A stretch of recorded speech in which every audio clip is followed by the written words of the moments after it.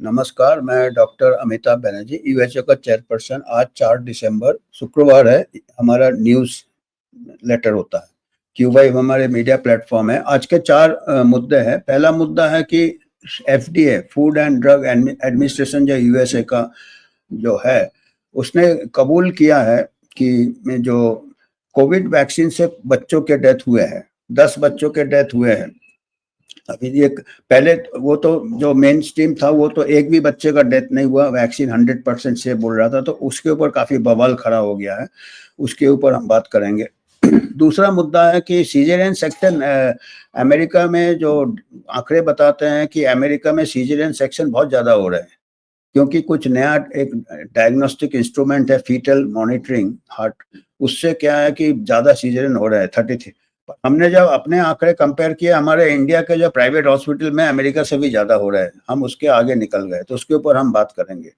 और तीसरा मुद्दा है कि हमारे जो विदेश मंत्री है मिस्टर जयशंकर, उन्होंने बायोटेररिज्म के ऊपर थोड़ा चेतावनी दिया है कि बायोटेररिज्म से हमको बच के रहना चाहिए, कि बायोटेररिज्म नॉन स्टेट प्लेयर्स को चलेगा। अगर कोई टेररिस्ट के हाथ में चला गया है और गवर्नमेंट के हाथ के बाहर चला गया तो काफ़ी खतरनाक हो सकता है। तो उस पर हम टिप्पणी करेंगे कि कई हमको टेररिज्म तो स्टेट वालों से भी थोड़ा डरना है, क्योंकि इतिहास बताता है कि बड़े बड़े गवर्नमेंट्स ने भी बायोटेररिज्म इस्तेमाल किया है।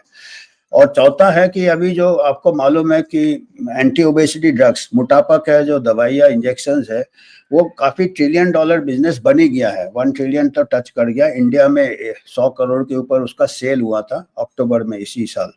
और उसके कुछ दुष्प्रभाव कोरिया से आ रहे हैं, तो सीरियस साइड इफेक्ट्स। तो आज हम ये 4 है। तो पहले मुद्दे पे आते हैं कि एफडीए ने अनाउंस किया है।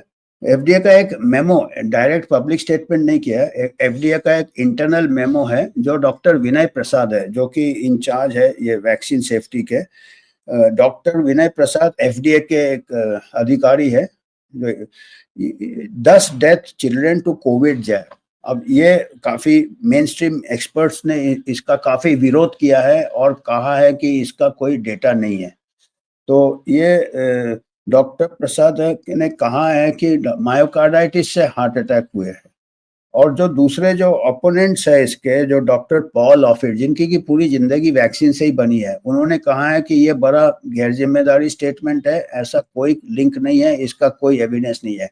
इसमें हम दिखा रहे हैं ये डॉक्टर जो कुछ महीने पहले जुलाई में इसी साल सीनेट हियरिंग में डॉक्टर पीटर मैकलोग, जो कार्डियोलॉजिस्ट है, यूएस सीनेट हियरिंग में heart attacks have become so common in people under 40, उन्होंने कहा है कि 70% जो सडन डेथ्स हुए हैं वो मायोकार्डाइटिस से कोविड, ऑटोप्सी स्टडीज बता रहे हैं। अभी देखिएगा, ये इतना प्रोपेगेंडा चल रहा है कि जो ऑलरेडी स्टडीज है, जिसका कि सीनेट हियरिंग में विटनेस दिए हैं कार्डियोलॉजिस्ट ने, ऑटोप्सी के रिजल्ट्स पेश किए हैं, उसके बाद जब 10 बच्चों में डेथ एफडीए ने अनाउंस किया है, ऑफिशियल बॉडी है एफडीए अभी वहाँ का, तो उसमें दूसरे जो ओपोनेंट्स हैं, जो कि बड़े, उनको तभी भी उन्होंने अपोज किए थे कि भाई बच्चे के डेथ तो, उन्होंने जब एफडीए ने अभी नया ये निकाला कि बच्चों को कोविड वैक्सीन नहीं दिया जाएगा, Covid vaccine should be given above 65, उसमें उन्होंने काफी पुशबैक किया था, कोर्ट में भी चले गए हैं, American paediatric association, American public है। और अभी जब एक मेमो में दिया है कि कोविड वैक्सीन से चिल्ड्रन डेथ एस्टेब्लिश हो गया है, उसमें अभी काफी तगड़ा ये चल रहा है। जो पॉल ऑफिट, जो वैक्सीन एक्सपर्ट है, ये कह रहे हैं गैर जिम्मेदार और ये खतरनाक स्टेटमेंट है, इससे लो irresponsible and dangerous, FDA memo links COVID source to children death new. फिर उन्होंने जो एफडीए ने फिर बताया है कि अभी हर वैक्सीन के फिर से नए रूल्स बनाए जाएंगे, कौन कौन सा वैक्सीन है, उसका एफिकेसी क्या है, उसमें कितना फायदा हो रहा, कितना नुकसान हो रहा, उसके नए रूल्स बनाएंगे। और इसके जो अपोज कर रहे हैं पॉल ऑफिट और दूसरे कई ऐसे एक्सपर्ट्स है, कैथरीन एडवर्ड्स है, जो ये कहते हैं कि वैक्सीन और डेथ के बीच लिए ऑटोप्सी, पोस्टमार्टम का जरूरत है, जबकि 4 महीने पहले पोस्टमार्टम स्टडीज के रिजल्ट पेश किए हैं सीनेट में। मतलब ये अभी क्या चल रहा है, साइंस एक तरफ है, ऐसे एक प्रकार से जो जितना प्रोपेगेंडा कर सकता है, जो एफडीए वाले जो अभी जो अधिकारियां है, डॉक्टर विनय प्रसाद और जो भी है, उन्होंने डेटा के साथ और डॉक्टर पीटर मैकॉलो ने सीनेट हियरिंग के साथ बताए हैं, उसके बाद चाइल्ड डेथ को लिंक किया है। और दूसरे जो लोग हैं, जो कि मेजोरिटी है मेन स्ट्रीम मेडिकल इसमें, जिनका पूरा कैरियर वैक्सीन के ऊपर है, वो चीख चीख के बोल रहे हैं कि इसका तो कोई ऑटोप्सी स्टडीज नहीं है। मतलब क्योंकि आजकल कोई आम आदमी को पता नहीं रहता साइंस का, कोई जितना आवाज तेज हो वैसा ये चल रहा है। पर already it is on record. ये हम रेफरेंस भी दे रहे हैं, ये देखिए चिल्ड्रन डेथ। ये तो इसके बाद जो है ये डॉक्टर पीटर मैकॉलो ने 70% डेथ्स, सडन डेथ मायोकार्डाइटिस है, ऑटोप्सी में कंफर्म किया था। जो भी सीरीज जो ऑटोप्सी किए थे उसके रीजन दिए थे। तो ये पहला न्यूज़ है और ये हमारे लिए ये इम्पोर्टेंट है, क्योंकि एस्ट्राजेनेका जो है वो ज़्यादा लिंक है ये यंग लोगों में, तो वो बैन ही कर जाए। अमेरिका में तो उसका लाइसेंस ही नहीं मिला था, और यूरोप में यंग लोगों को बैन था वो, और सस्पेंड ही हो गया था। फिर एस्ट्राजेनेका जो वैक्सीन है वो कोविशील्ड के नाम से इंडिया में ये उसको विड्रॉ ही कर लिया था कंपनी ने। हालांकि कंपनी बोलता हमने कमर्शियल रीजन के। तो हमारे लिए भी ऐसे डेटा एक्चुअली कई शुरू से ही हम बता रहे हैं, यूएचसी की तरफ से हमको भी डेटा कंपाइल करना चाहिए, पर अभी जो ऐसा चल रहा है, एटलीस्ट बाहर से कुछ डेटा है, उसी से हमारा भी शायद पॉलिसी। हमारे लिए एक अच्छी बात है कि हमारे यहाँ चाइल्ड वैक्सीनेशन इतना जोरों शोरों से नहीं लिया, बूस्टर तो लिया ही नहीं। 80% लोगों ने, एडल्ट ने भी बूस्टर नहीं लिया। ज्यादा डोज वाले को ज्यादा खतरा है, अभी ऐसे आंकड़े आ रहे हैं। कोरियन स्टडी भी आया था, हमने पिछले न्यूज़लेटर में बताया था।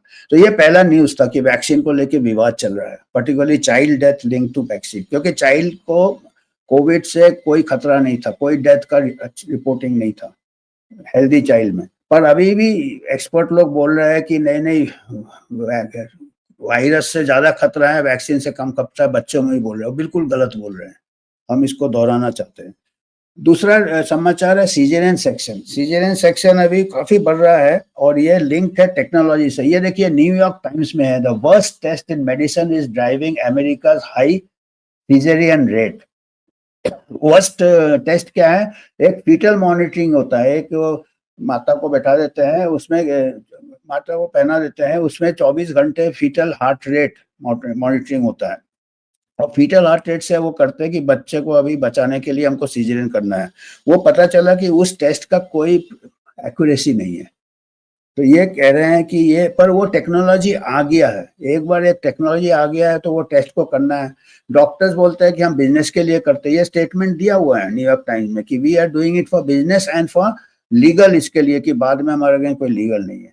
अभी बिजनेस इंटरेस्ट में दो हो गए, एक तो वो जो टेस्ट जो है foetal monitor, foetal heart monitor, उसका खर्चा आ जाएगा, उसके अलग चार्जेस आ जाएंगे और सबको लगाना है। दूसरा है कि उसका लिए सीजरियन बढ़ जाएगा। ये नहीं, दूसरा बताओ आप, वो छोटे छोटे जो थे वो बताइए, उसमें दिए हैं ऐसे, न्यूयॉर्क टाइम्स से हमने निकाले हैं। तो ये जो है अभी कितना सीजन, ये देखिए 1 in 3 babies are delivered by caesarean, ये न्यूयॉर्क टाइम्स का है। और न्यू इन्वेस्टिगेशन, ये न्यूयॉर्क टाइम्स का इन्वेस्टिगेटिव जर्नलिस्ट ने किया है कि 33% डिलीवरीज इन यूएसए अभी सीजरियन से हो रहे हैं।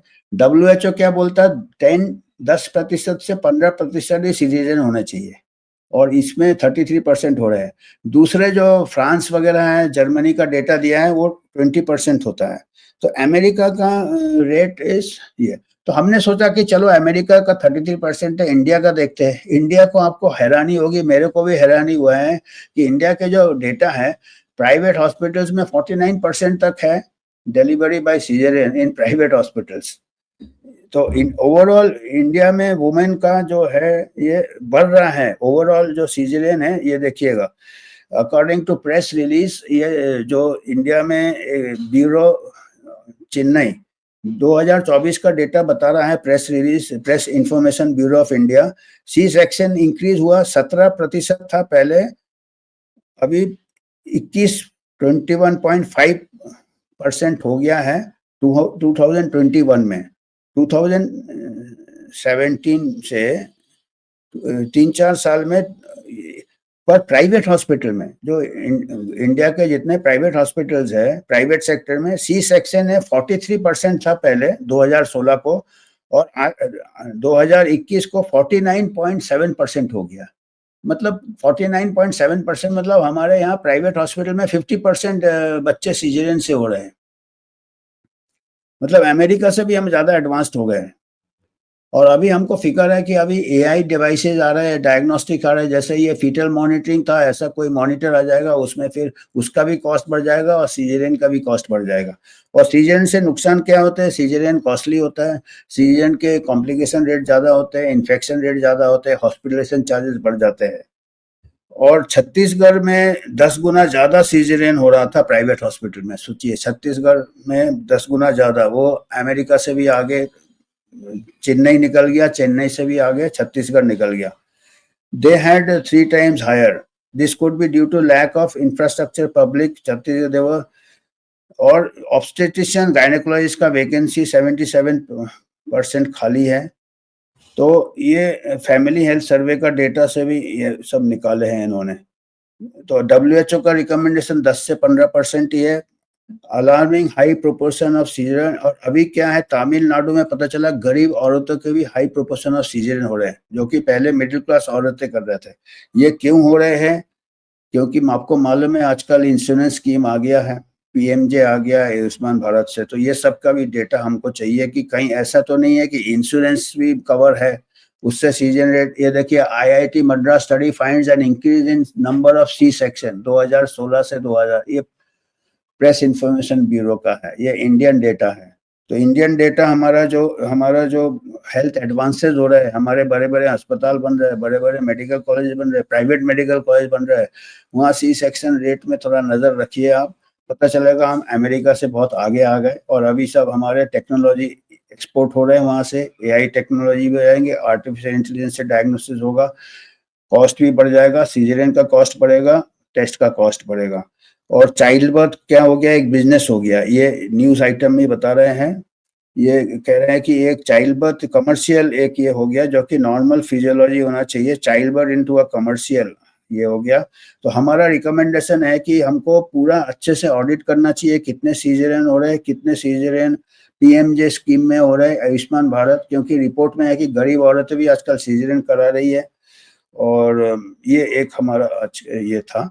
इसके बाद वाला मुद्दा है कि हमारे जो जयशंकर हैं, उन्होंने एक कोई स्टेटमेंट दिया है, कहीं बायोलॉजिकल वेपन कन्वेंशन था, कि हमारा जो थ्रेट है बायो टेररिज्म जो है, बायो टेरर, जैसे हम बायोलॉजिकल ये वायरस यूज करते हैं, उसमें लोगों को खतरा हो जाता है, उसके ऊपर टेरर हमारे लिए हमको रेडी रहना चाहिए, ये कि बायो टेररिज्म थ्रेट के लिए उन्होंने कहा सीरियस कंसर्न है। और हमारे पास बेसिक इंस्टीट्यूशनल स्ट्रक्चर्स नहीं है, इसको कैसे हम इससे ये करें, परमानेंट टेक्निकल बॉडी नहीं है, नो मैकेनिज्म नहीं है, न्यू साइंटिफिक डेवलपमेंट क्या क्या हो रहे हैं उसको ट्रैक करना, तो हमको ये गैप फिलअप करना है कि हमारे पास इंफ्रास्ट्रक्चर होना चाहिए। एंड हम इनसे काफ़ी सहमत है, ये अच्छी बात है, बायोटेररिज्म में खतरा है। अभी जो महामारी भी हुआ था वो भी कहते हैं कि लैब लीक से हुआ था, हालांकि कोशिश किया जा रहा है कि नेचुरल बताया जाए।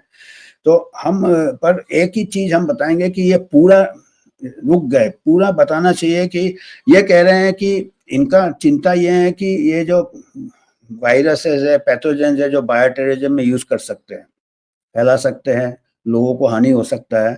ये नॉन स्टेट यह कहना चाहते हैं कि टेररिस्ट के हाथ में चला गया तो उससे डरना है। पर जो इतिहास बताता है कि जो अभी जो महामारी जो हुआ था, अभी ऐसे हमने इसके ऊपर एक वीडियो भी बनाया था कि ये लैब से चालू हुआ था, वो भी चाइना के लैब से नहीं, अमेरिका में एक राल्फ बैरिक बोल के है, यूनिवर्सिटी ऑफ चैपल हिल या कोई, वहाँ पे वो उनका पूरा लैब था। वो नोवेल कोरोना वायरस में काम कर रहे थे, वो एक नोवेल कोरोना वायरस बनाना चाहते थे अपने अमेरिकन डिफेंस फंड से, दड़पा है उनका। उनका क्या था कि हल्का सा वायरस बनाया और वो जो चमगीदड़ होते हैं केव्स में, वहाँ पे उसको फैला दे तो चमगीदड़ को हो जाएगा। और वो हमारे जो उनके ट्रूप्स रहते हैं, एशियन कंट्रीज में ट्रूप्स काम करते हैं, डिप्लॉयड रहते हैं, उनको बैट से इन्फेक्शन ना हो तो बैट्स में वो फैला दे पहले से, एक हल्का वायरस, एक कोरोना वायरस हल्का ही था आपको मालूम है। तो वो उनका एक लैब, जो मेन लैब उनका अमेरिका में था, एक उनका सिंगापुर में था, एक उनका वुहान में था। वुहान इंस्टीट्यूट ऑफ वायरोलॉजी में नहीं था, उसके नजदीक ही था। उनकी खुद की साइंटिस्ट थी, अमेरिकन कोवर्कर, डैनियल बुल के नाम थी उसकी। वहां से कहते हैं कि वो कोशिश कर रही है थी कि बैट में फैलता कि नहीं। पहले तो चमगीदड़ को कहीं अमेरिका में कोशिश किया, कोई केव में, वहां पे नहीं कामयाब हुए। फिर वो लैब में कोशिश किया जा रहा था वुहान में, अमेरिकन साइंटिस्ट थी, वहां से कहते हैं शायद लीक हो गया है। तो ये स्टोरी हमने किया है इसके, पर इन लोग डिनाई करते हैं क्योंकि अमेरिका कभी कबूल नहीं करेगा कि वो ऐसे क्या गेन ऑफ फंक्शन रिसर्च करते हैं। तो ये टेररिज्म, इसके ऊपर भी बात करना चाहिए था ना उनको। हमारे जो एक्सटर्नल अफेयर मिनिस्टर है उनको कहना था कि गेन ऑफ फंक्शन रिसर्च को बैन करना चाहिए। और ये पहली बार नहीं है, अमेरिका ने पहले भी किया है। हमने ये न्यूज आइटम हम बनाए थे और हमारे को और इनपुट्स दिए हमारे जो दूसरे मेंबर है, डॉक्टर माया वलेचन है, उन्होंने और हमको रेफरेंसेस दिया। अभी हम बता रहे हैं कि ये वियतनाम में से चालू किया था इन्होंने, 1970 में वियतनाम वार हुआ था अमेरिका में, वहां पे इन्होंने हर्बिसाइड इस्तेमाल किया था प्लांट्स को मारने के लिए, पेड़ों को खत्म करने के लिए, क्योंकि वहां पे ऊपर से वो कितना million gallons of dioxin contaminated agent orange को स्प्रे किया था। क्योंकि वहां पे जो वियतनामी सोल्जर्स वहां छुप जाते थे झाड़ियों में, पेड़ों में, तो उन्होंने उसको पूरा क्लीन करने के लिए ऊपर से हर्बिसाइड फेंका था कि वो वेजिटेशन वगैरह, पेड़ वगैरह खत्म हो जाएंगे तो फिर वो सोल्जर्स को टारगेट कर सकेंगे।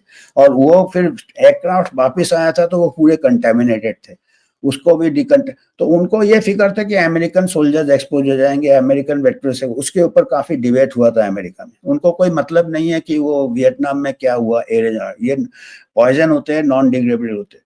तो ये स्टेट स्पॉन्सर्ड बायोटेररिज्म के बारे में बात नहीं किया।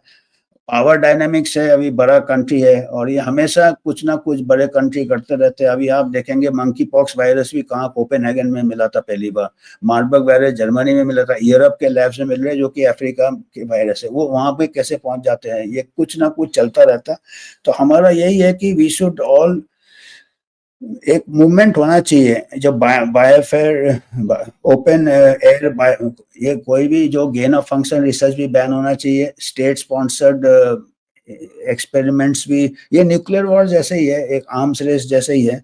तो इसके ऊपर बात नहीं करते क्योंकि डिप्लोमेट है, डिप्लोमेसी होता है। फिर इसमें 2016 का भी एक आर्टिकल भेजा डॉक्टर माया वलेचन ने, open air bio warfare testing and evolution of values की। पहले तो ये UK USA outdoor biological warfare testing करते थे पॉपुलेशन, अभी वो बंद किया शायद 2016 के बाद, वो कुछ रेगुलेशंस चेंज हुए, पर अभी भी सीक्रेट लैब्स में चल रहे हैं। तो ये एक हमारा मुद्दा था कि बायोटेररिज्म खाली नॉन स्टेट प्लेयर्स ही नहीं है, और उनको अगर नॉन स्टेट प्लेयर्स को भी आएगा तो वो मेन इससे ही आएगा अगर आप। और आखिरी हमारा मुद्दा था कि एंटी ओबेसिटी ड्रग्स का $1 ट्रिलियन बिजनेस चल रहा है और इंडिया में ही 100 करोड़ के ऊपर सेल हो गया था अक्टूबर में। अभी ये कोरिया से स्टडी आया है, नेचर जर्नल के, नेचर साइंटिफिक रिपोर्ट्स में पब्लिश हुआ है कि 3 गुना ज्यादा डिप्रेशन होता है, 2 गुना ज्यादा एंजाइटी होता है और सुइसाइडल बिहेवियर भी पेशेंट्स में पाए गए हैं जो एंटी ओबेसिटी ड्रग्स ले रहे थे। और ये स्टडी काफी बड़ा स्टडी है, आया है, ये रेफरेंस है स्टडी का। ये स्टडी चालू काफी 2015 से लेके 2023 तक है, 8 साल का स्टडी है, 1,62,000 पॉपुलेशन में किया है, जो सैंपल साइज था 1,62,000 बड़ा सैंपल है, और ड्यूरेशन ऑफ स्टडी भी 8 साल है। तो इसमें जो है ये 3 गुना ज्यादा डिप्रेशन का ये है, साइकोलॉजिकल प्रॉब्लम्स का, जो एंटी ओबेसिटी ड्रग्स लेते हैं कंपेयर टू कंट्रोल, और एंजाइटी का और दूसरे सेल्फ हार्म का टेंडेंसी है। तो ये हमारे लिए एक फिक्र वाली बात है, क्योंकि क्या हुआ है कि अभी WHO ने इसको एसेंशियल ड्रग लिस्ट में डाल दिया है। WHO अभी अगला स्लाइड एक होगा, एसेंशियल ड्रग लिस्ट में डाल दिया है। और हमारा यही कहना है कि इसको पहले इतने जल्दी एसेंशियल ड्रग लिस्ट में क्यों डाले हैं, जब इसके बेशक ड्रग है, let it be under specialist ये, क्योंकि एसेंशियल ड्रग लिस्ट में एक बार आ गया है तो ये ओपन मार्केट में आ जाएगा, प्राइस कम करने के चक्कर में ओपन मार्केट में आ जाएगा तो लोग सेल्फ मेडिकेशन करेंगे, ओवर द काउंटर होगा, ये होगा। और इसके अगर इतने सीरियस साइड इफेक्ट्स हो सकते हैं, 3 गुना ज़्यादा डिप्रेशन और 3 गुना ज़्यादा ये, तो ये इतने जल्दी ओपन मार्केट में एसेंशियल ड्रग लिस्ट में नहीं आना था, क्योंकि ये सेल्फ मेडिकेशन के चांसेस है। तो आज हमारे को यही मुद्दे थे। धन्यवाद। आपको अगर कुछ कंट्रीब्यूशन करना है यूएचओ को, जो एक इंडिपेंडेंट बॉडी है, तो आप इसमें कर सकते हैं। हम किसी ड्रग से स्पॉन्सरशिप नहीं लेते, कोई पॉलिटिकल एजेंडा नहीं रहता, हम न्यूट्रल रहना चाहते हैं। धन्यवाद।